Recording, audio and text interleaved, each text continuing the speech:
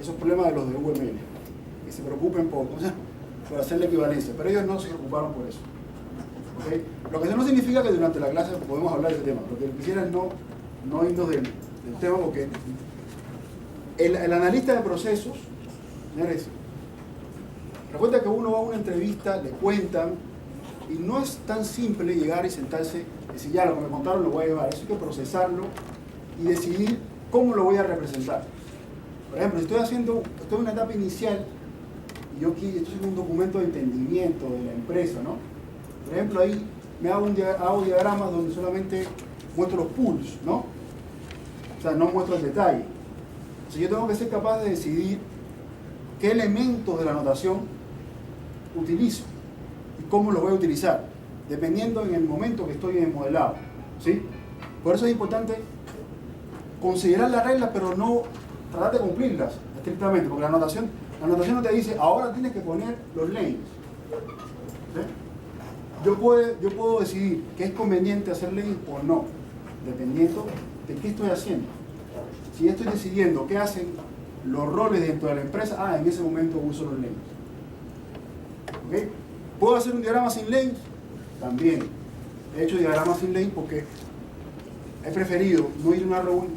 Nos ha pasado que en la empresa no está claro los roles, pero sí está claro quién lo hace, porque los roles son muy cambiantes. Entonces hemos preferido no ir con los roles. ¿Para qué? Para que no se convierta en un tema de discusión. Si tú no tienes claro los roles, no es mi problema. Eso no es mi problema en este momento. Yo lo que sí voy a hacer, me pongo de acuerdo contigo en las actividades y después tú verás qué roles son. Eso nos ha pasado en empresas que cambian constantemente de roles. ¿Sí? Si tú preguntas, ¿quién hace esto? Dicen Juan. O el técnico, no tiene un nombre claro, porque a veces es muy dinámica la empresa. Entonces, les pongo un ejemplo que he hecho, diagramas, donde no pongo los líneas, o simplemente pongo el nombre del área, pero eso lo decido yo, la anotación no te dice. Por eso preferiría considerar reglas, pero esto es un tema donde uno tiene de creatividad, ¿no? Uno tiene que decidir qué hacer. ¿Bien? Bien, ¿a qué se le llama actividad? Bueno, es el nombre que recibe una porción de trabajo dentro de un proceso. Ahí viene. ¿Qué es una actividad? ¿Cuándo comienza y cuándo termina? ¿Quién lo decide? El analista de procesos. Es su interpretación. Obviamente eso hay que llevarle un consenso. Cuando se acuerde que ese es el proceso, pasa. Pero eso quedará como la actividad. Tiene un inicio y tiene un fin. Para la anotación, cualquier cosa que yo dibuje, así sea abrir la puerta, cerrar la puerta, abrir la ventana, es una actividad. Si tiene sentido o no modelar, abrir la puerta, que todos coincidimos que no tiene ningún sentido, la herramienta no te lo va a decir, ni la anotación te lo va a decir. ¿Okay? Cualquier cosa que yo coloque dentro del diagrama está bien. ¿Okay? Entonces, se le llama actividad a una porción de trabajo, del trabajo que se hace en un proceso. ¿Okay? Cuando uno modela,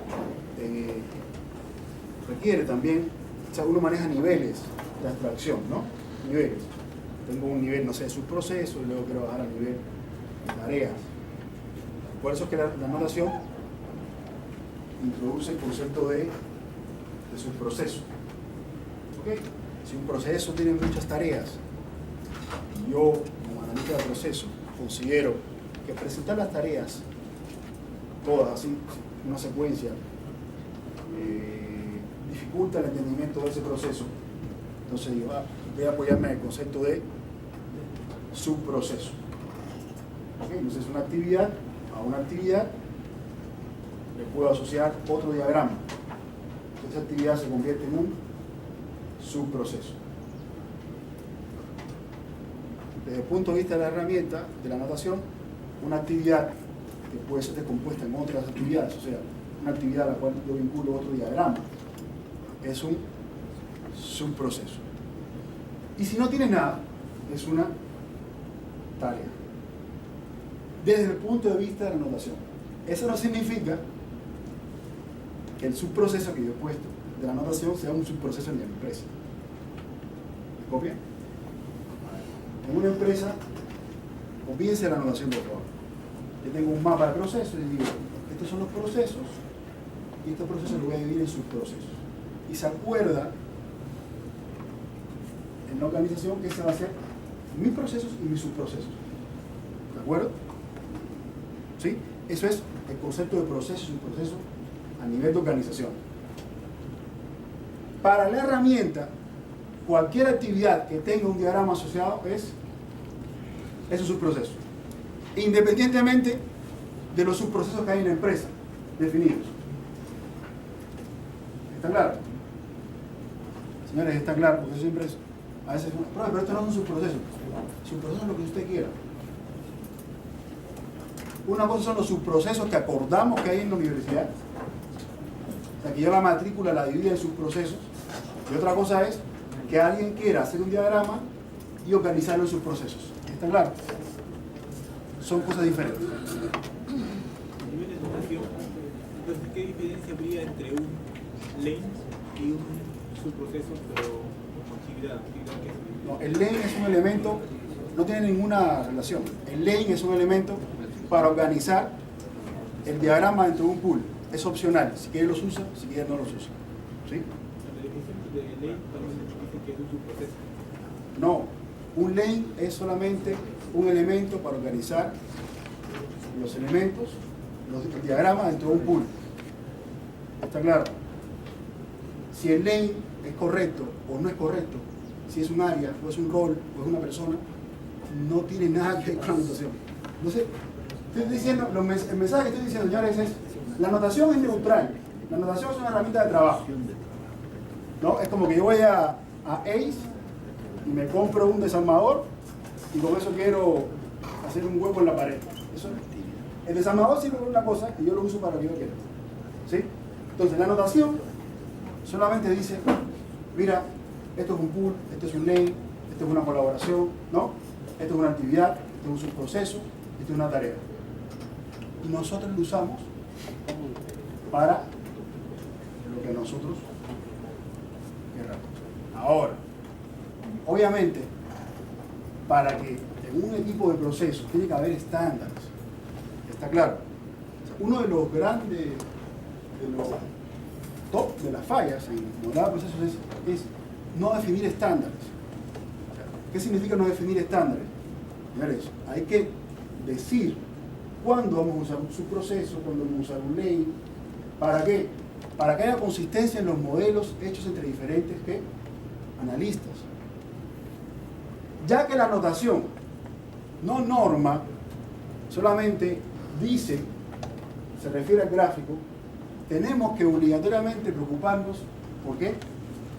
Por definir estándares. Estándares, por ejemplo, ¿cómo le voy a llamar a los pools? ¿Qué nombre van a recibir los lanes?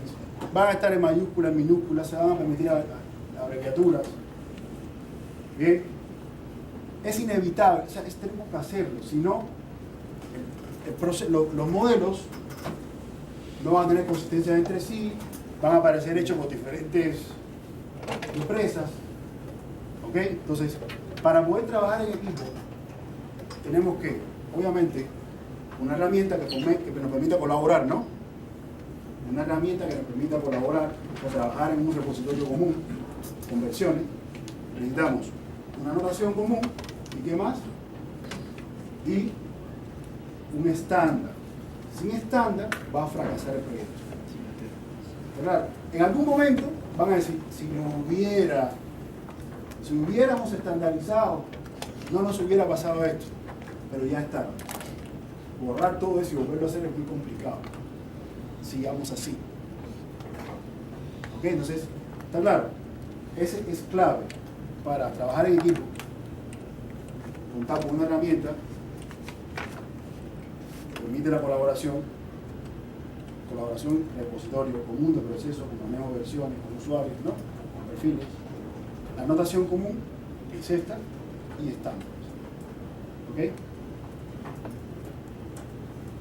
Señores, está claro lo que está acá Cuando aquí dice subproceso, no es el subproceso de la empresa, es el subproceso desde el punto de vista de la notación.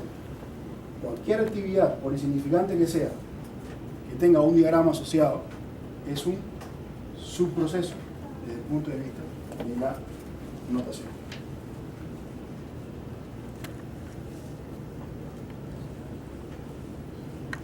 La notación permite ser más específico sobre el tipo, o sea, decir gráficamente qué tipo de trabajo se hace en esa actividad. ¿Bien? El tipo de trabajo que se hace en esa actividad se reconoce por un ícono. Está en el lado izquierdo, ¿no? Arriba. Es opcional. ¿Por qué es opcional? Porque en mi primera reunión probablemente no estoy en capacidad de definir el tipo de trabajo, pero sí en las últimas reuniones. Bien, depende del público, depende de qué etapa estoy de mi análisis del proceso, uso o no ese elemento gráfico. Bien, una tarea de usuario es una tarea que se hace, que hace alguien o algo, no tiene que ser una persona. Aquí no te dice, puede ser el área, eso está dentro de un pool y asociado a un lane, ¿no?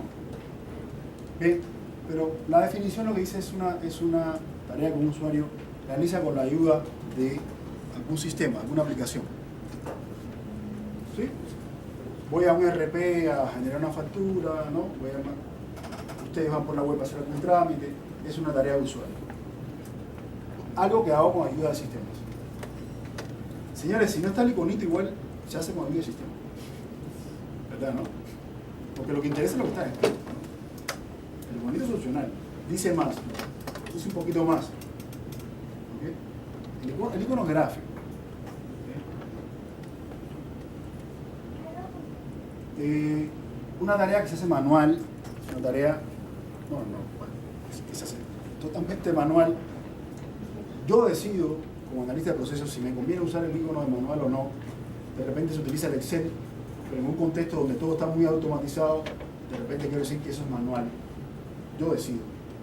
Por eso es importante decir, en un estándar donde yo diga, se considerará tarea de tipo manual aquellas que, y pongo una serie de pautas para que todos mis analistas lo sigan y usen el concepto de tarea manual de la misma forma.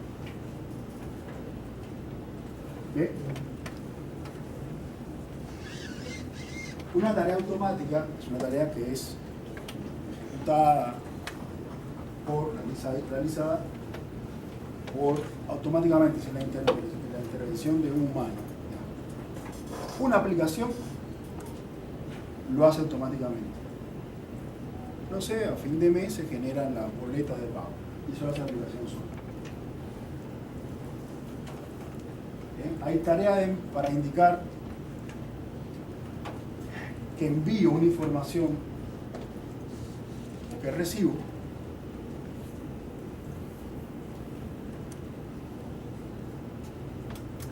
Hay también un icono. Noten que los iconos son bien intuitivos, ¿no? O sea, no usuario, manual, ¿no?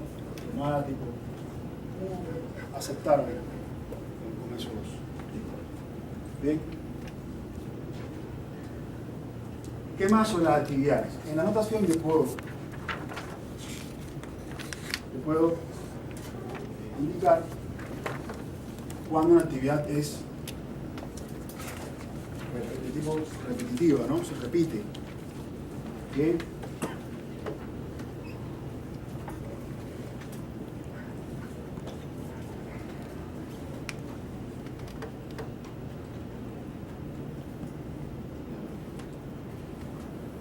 Este significa que la actividad se repite hasta que se cumple una condición.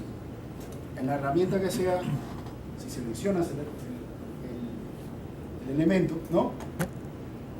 Vas a ver las propiedades de alguna forma y una de sus propiedades es la condición. ¿Está claro?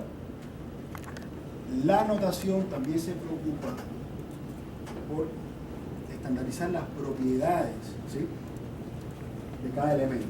Claro, en la notación no solo te dice hay un rectangulito, sino además te dice las propiedades de una actividad son estas. Y una de ellas es si es repetitiva o no, qué tipo de repetición es, ¿no?, y qué condición. Ejemplo.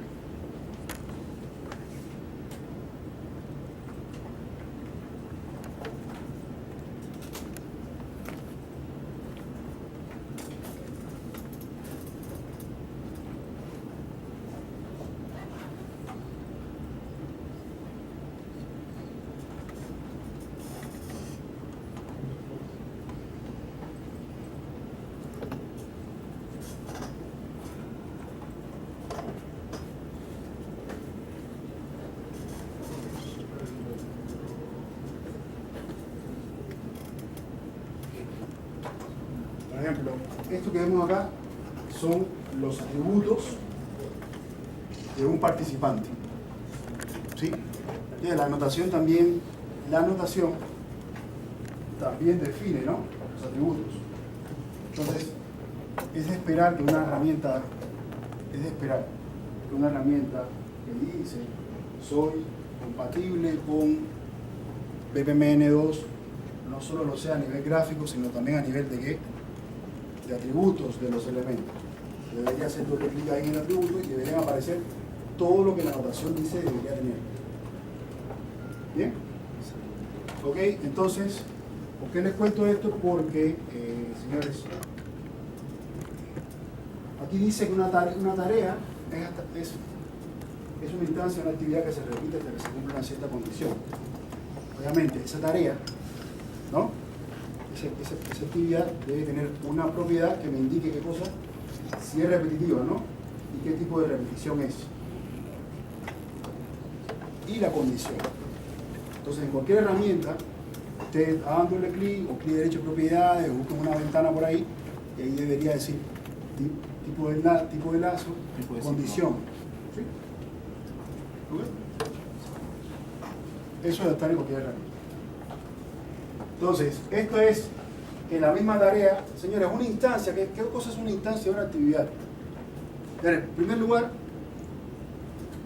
una instancia está, la marca, el recurso que la ejecuta, ¿no? O sea, yo no puedo hacer dos cosas a la vez.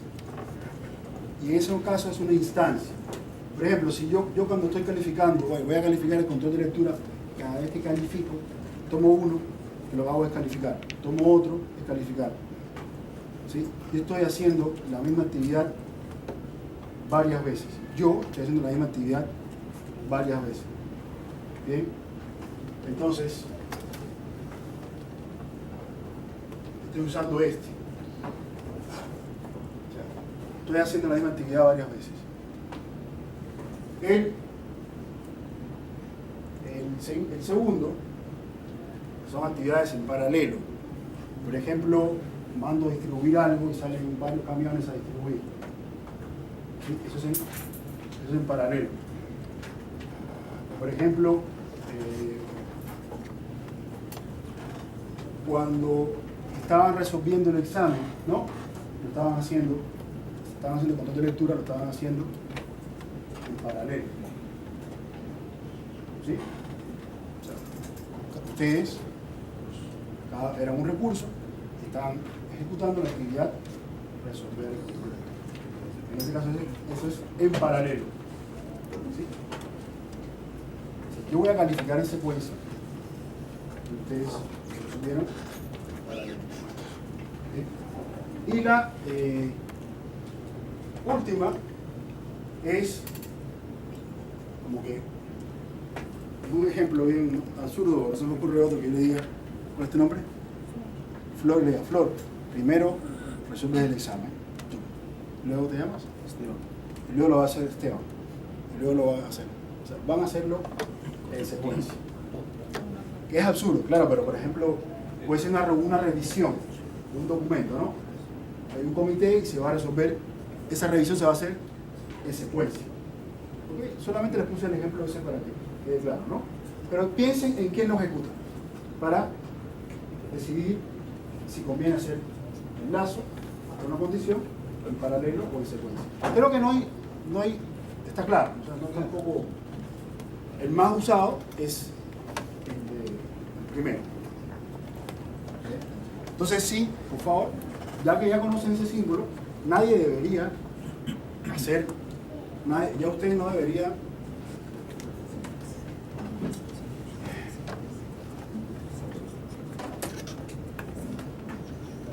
yo no quisiera ver a nadie ya haciendo hasta que se cumple una condición, ¿no? Ya esto pasó de moda. Ahora avanzo. Ya esto.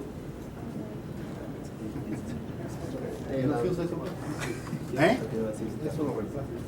Claro, lo reemplaza. Lo que no significa que lo de arriba esté mal, ¿no? Sino que tienes algo para simplificar el diagrama, ¿no? ¿Cuándo sabemos que cuando sí cumple, por ejemplo, ahí la condición decía, ¿no? ¿Cuándo sabemos si se cumple la condición para que ya no se siga repitiendo? Esta tarea tiene propiedades. Ahí se especifica. Claro, a ver, voy a sí, de repente no quedó claro. Miren, lo que dije es, la notación, aquí lo vemos, esas son las propiedades del participante. No sé, te busca de otro.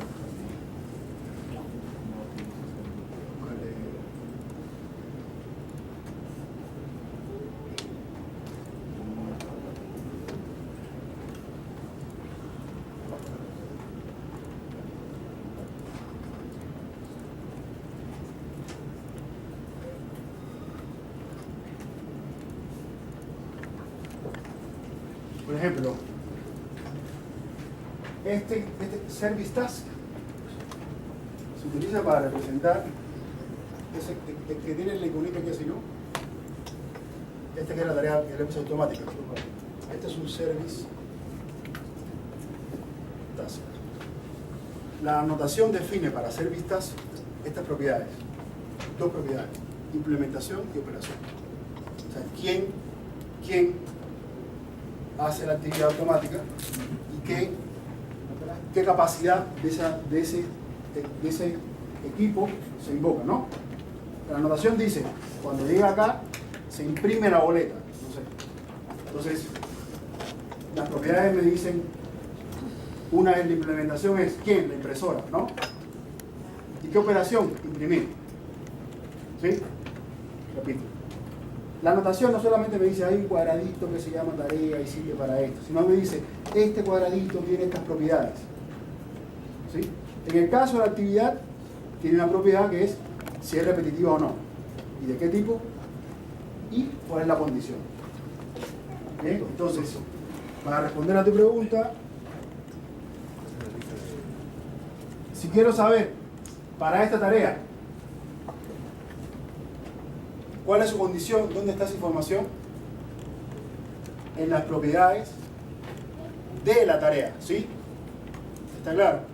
En las propiedades de esta tarea yo encuentro la condición. Ahí se escribe. Ahí se escribe. La herramienta que vamos a utilizar nos permite decidir qué quiero que se vea. ¿Qué atributos quiero que se vean? O sea, yo puedo decir, de esta actividad quiero que se muestre la condición. Y se va a ver al costado. Yo decido si lo quiero ver arriba, al costado. ¿Está claro? O sea, lo que no deberíamos hacer, ¿qué cosa es? Ponerle una nota, ¿no? O sea, deberíamos la tarea, buscar la propiedad, condición, escribimos ahí. Si quiero que se vea, lo que tengo que hacer es, que lo debe permitir la herramienta, es decidir que quiero mostrar no solo el nombre, sino además la condición y en qué lugar. Eso se puede hacer con la herramienta con el BPA de oro. ¿Sí? Bien, continuamos. ¿A qué se le llama flujo de secuencia? Dentro de un pool, lo que tengo son, ya vimos, actividades. Esas actividades se consideran tareas o se consideran subprocesos, ¿no?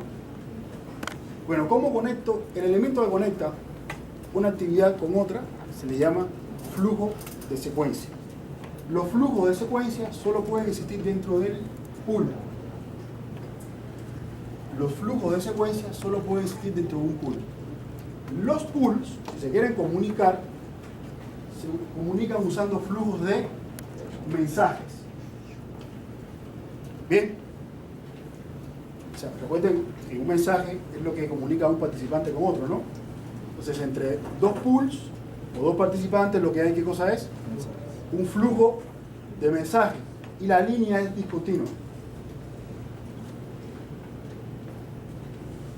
Dentro de un pool, yo conecto todo lo que pueda hacer, todo lo que pueda conectar, eventos, compuertas, actividades, los conecto usando flujos de secuencia y la línea es continua. ¿Okay? Ok, entonces, importante, la nota del final, nosotros hemos permitido conectar pools usando flujos de secuencia. Un flujo de secuencia no puede entrar de un proceso necesariamente un proceso. ¿Okay? Los pools solo pueden ser conectados usando flujos de mensajes, ¿no? Esto es un ejemplo de un pequeño flujo. Bien, tomo el examen, calificar el examen y registrar la evaluación. La actividad calificada está usando el lazo, el elemento para indicar que es una actividad repetitiva, y estoy aprovechando el icono para indicar el tipo de actividad. Esto que vemos acá, al final de círculo, es un evento inicial y un evento final. No le he puesto icono porque eso más adelante vamos a diferenciar, van a aprender a diferenciar los diferentes tipos de eventos. ¿Bien?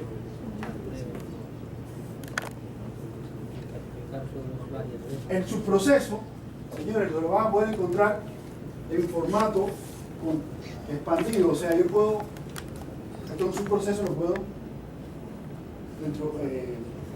mostrar el detalle o puedo mostrarlo de esta forma, se llama el formato contraído. La herramienta obviamente te permite decir contraído, ampliado, ¿no? Bien.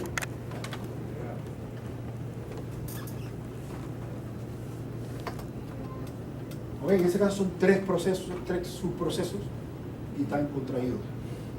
Bien. Vamos a tomar un receso, unos 15 minutos, para entrar al tema de compuestos.